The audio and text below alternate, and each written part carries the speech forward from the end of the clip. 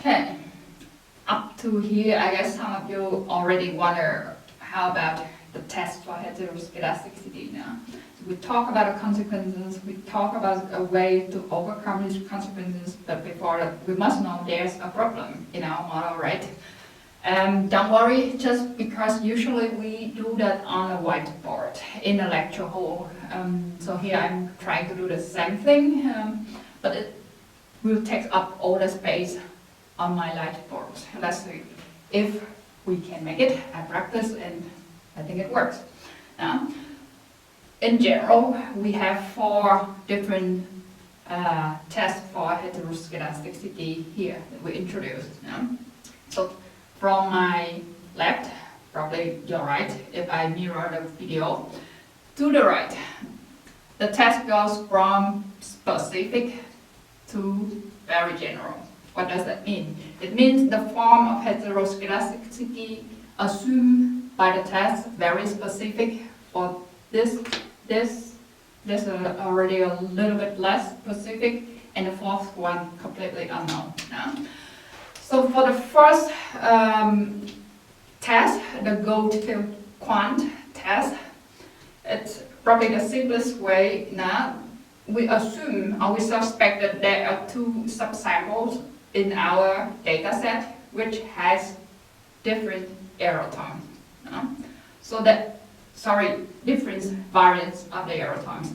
So the error terms of the first group have constant variance of sigma square 1, and the second group has constant variance sigma square 2.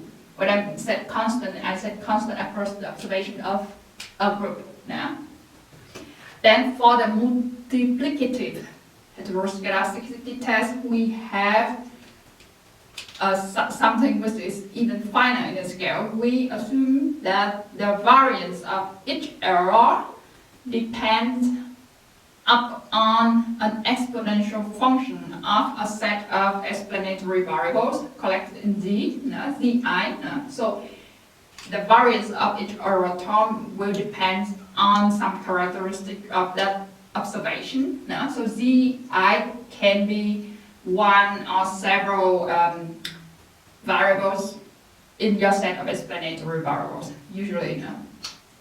And then we move to the Bruce-Pagan test. So the German natives and the English natives can both tell me how to pronounce it, probably in German and in English now. I have no idea.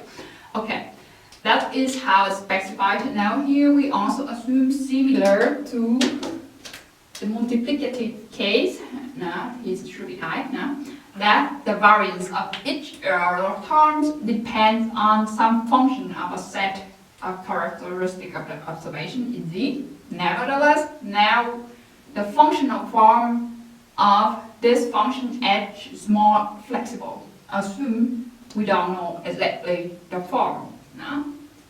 So this you may find familiar from previous video that I showed. So in this case, h is the exponential. So it's always non-negative in a way. And here, the only thing we assume about the h function in the third test is it's also the value is always larger than 0. And if the thing inside the Zi alpha is 0, then the function takes value of 1 to guarantee the non-negative assumption about the variance, obviously.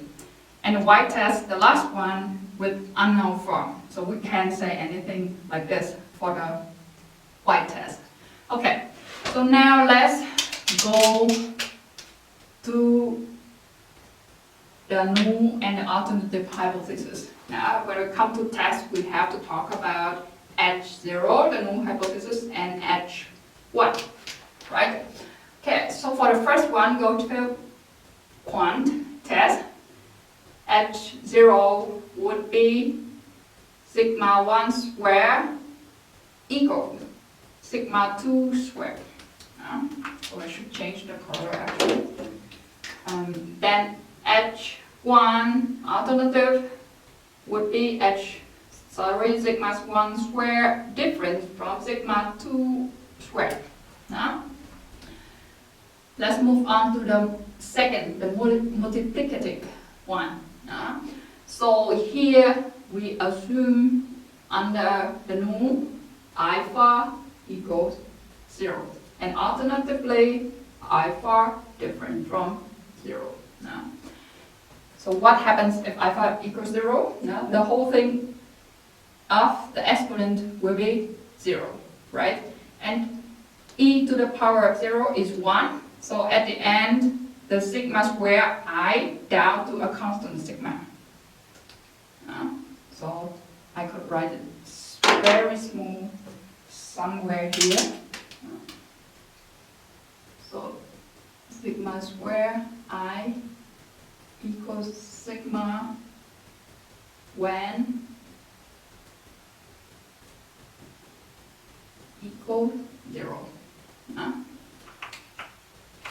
Okay, let's move on to the next. Similar thing. So we also under the null alpha is 0, and under the alternative h1 alpha different from 0. This is an interesting case. Very general. So under null hypothesis, no heteroskedasticity. I'll let you fill in the blank. H1. There's no specified form of heteroskedasticity under the alternative hypothesis. It's like going to your doctor and do a blood test, and the doctor said, okay, you're not healthy. So the null is everything fine, you're healthy. And then the alternative is, okay, you're not healthy. And then you ask, okay, what kind of disease I get? The doctor said, no idea. So this is similar.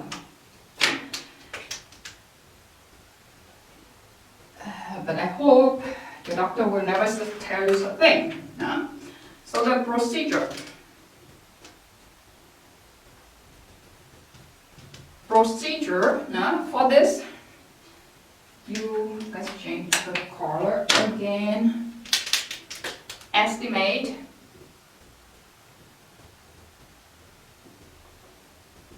go fill quant test, then estimate OLS model. When I say OLS model, I mean the model of interest, the models you want to have from your data. Okay. Separately, for each sub-sample to get E1 and E2. What is E1 and what is E2? That's the two vectors of error from your regression, from a two subsample. Now I go one test by the other, so that it's somehow easier to follow. Okay, for the other, we must have some space. So let's save it like this. Okay.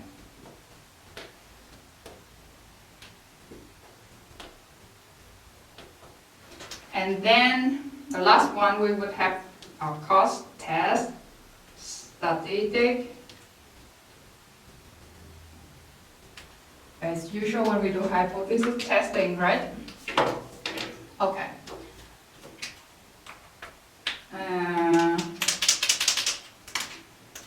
Then you can calculate the test statistic for this test as E1 prime times E1, the first factor of error terms, minus, divided by N1, the number of observation of the first subsample, minus K, number of explanatory variables, divided by E2 prime times E2,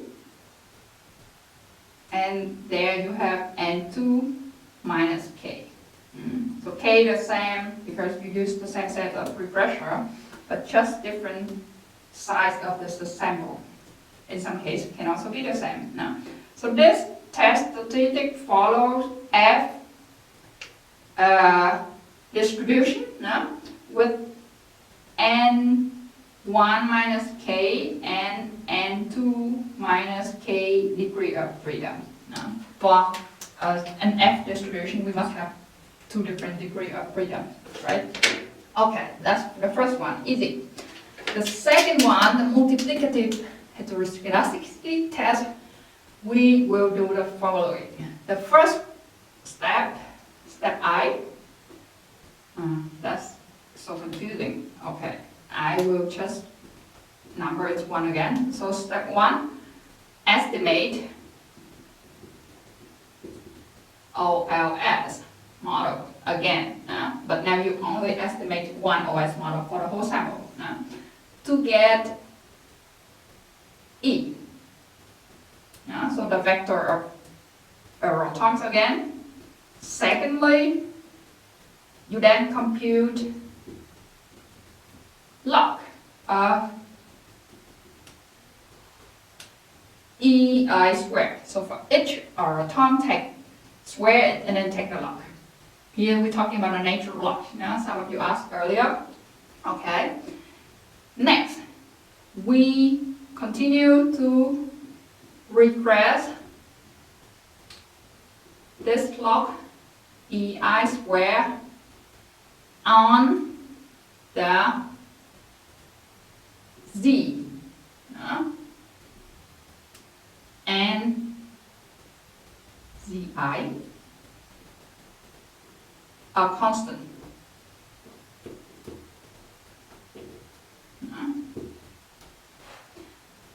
What does that mean? That means we run a regression for this equation. Log EI squared equal some constant alpha 0 plus alpha 1 Z1 ZI1, right? Plus alpha 2 ZI2 plus blah blah blah blah, and at the end plus some other error term B.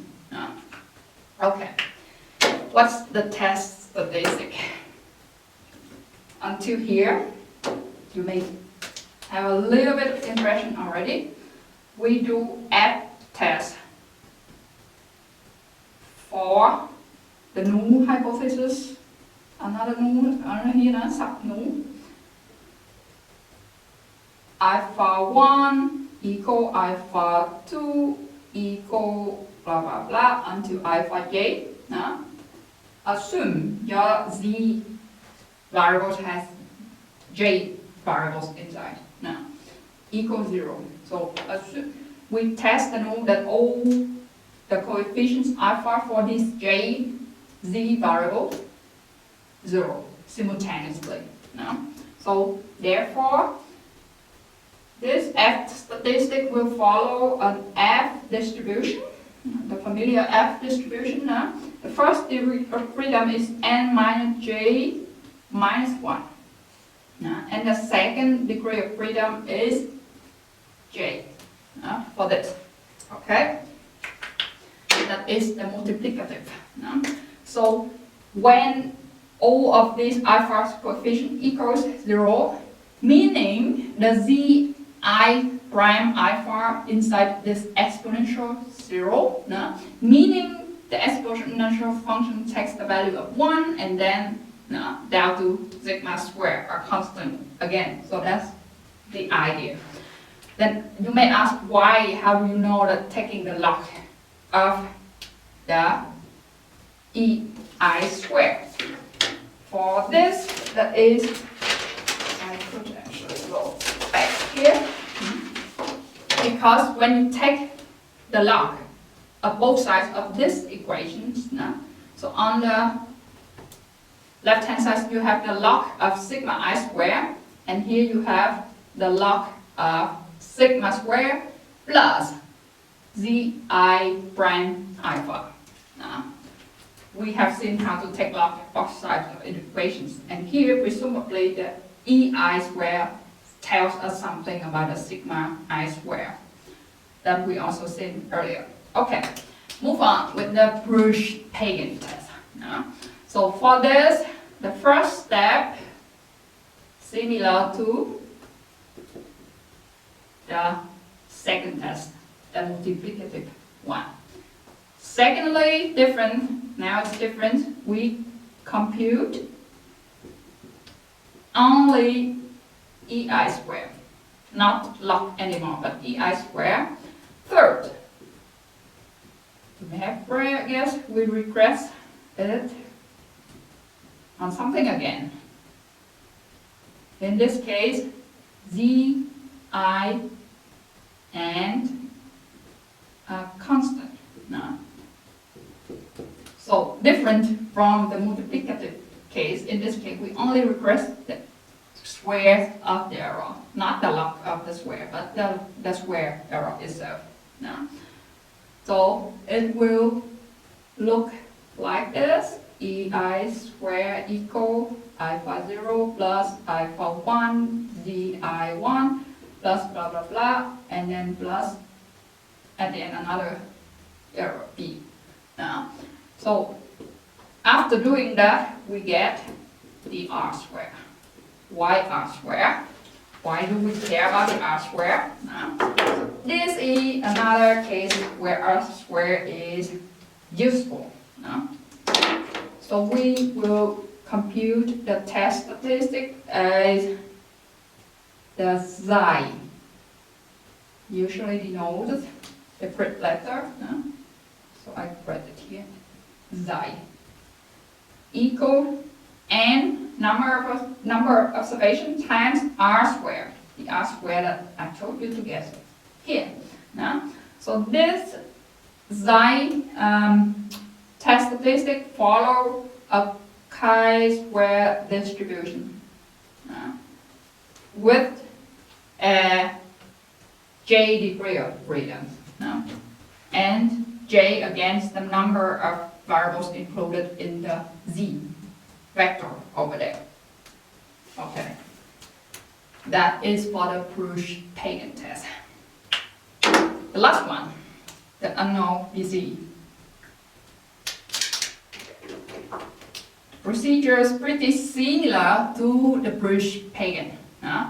So first step, like 3. So you also estimate your model first, obtain the error torque. Secondly, again, like 3. Then you compute the square of the residual or the error. And third, regress. No, let's say it's like this to stress it a bit. Like 3, but a big but. Include also zi squared and cross product in the auxiliary regression. So this regression that we did for just to the purpose of obtaining some test statistic, we call it auxiliary, I don't know, whatever, regression, okay? So then the test statistic will be similar to the case of the Prush-Pagan. So but now I put a W there for white, the xi white, again equal n times r squared. And because of that, it's also follow a chi-square distribution with p degree of freedom. Okay, why not j, why p? Because now you also have the regressions, here's the square terms, so and the cross product. So the p's number of regressions here is much larger than the j in the Prush-Pagan case. So p number of repressor. Repressor. Okay. Okay, so that's the 4 tests, going from very specific forms to a very general form of heteroskedasticity that we can't specify. Then the natural question will come up. Okay, so which test to use? Obviously, it depends on the knowledge you have about the form of heteroskedasticity. For example, if you have a good reason to suspect that buying decision of female consumer will be different clearly from male consumer in the supermarkets, then the Goldfield quant test may be a good way to go. Yeah? Or like the case of the angle curve. Yeah? When income specifically tied to each observation, and then you have the reason to believe from theoretical point of view or from a common sense that okay, that depends on the income of each person or each household, then multiplicative heteroskedasticity test or the Priest-Pagan will be more appropriate, right? However, unfortunately, a lot of time we may not have a clear idea about what disease the variance of the error may have, and in that case, we have no choice but go for the white test, the general one, right? Okay, last few words about what to do when we find heteroskedasticity. But before that, let me add one point that I forgot when we talked with the test. So, the clearer idea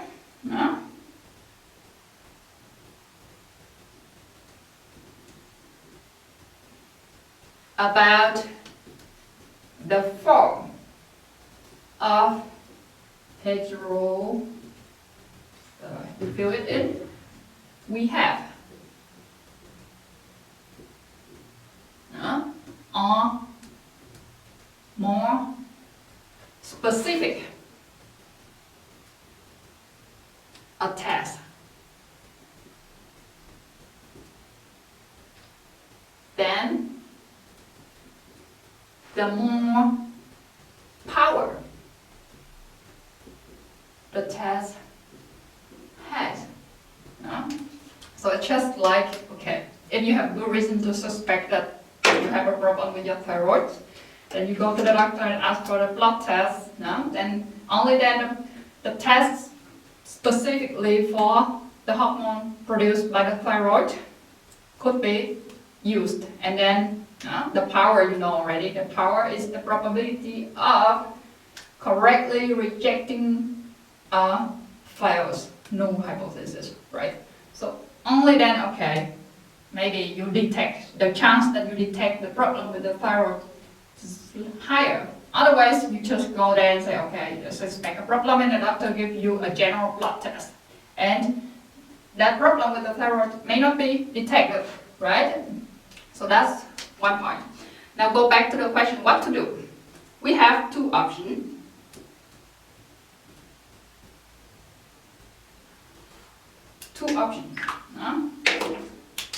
The first one, use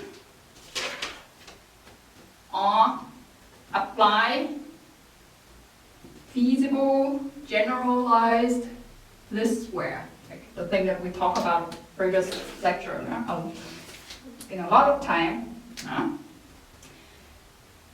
we only could do that if we know exactly the form of the heteroskedasticity. For example, with the Goldfield quant test, you could transform the variables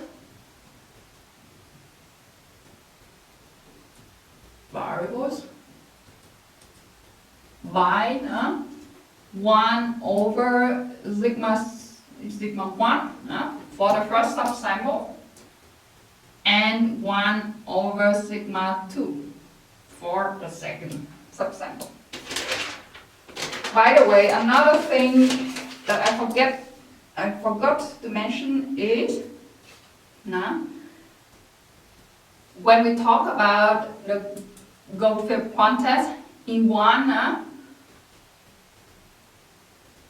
E1 prime E must be larger than E2 prime E. Now, that we don't know in the beginning when we split the sample. However, when you calculate this, then you will see there will be one groups with this value larger than the other. Then the larger one must be on the numerator of the test statistic. Alright? That is the first option that we could use feasible generalized least square as we've seen. However, what if we don't know? What if the model is not really severe in terms of heteroskedasticity? Then we don't transform the model.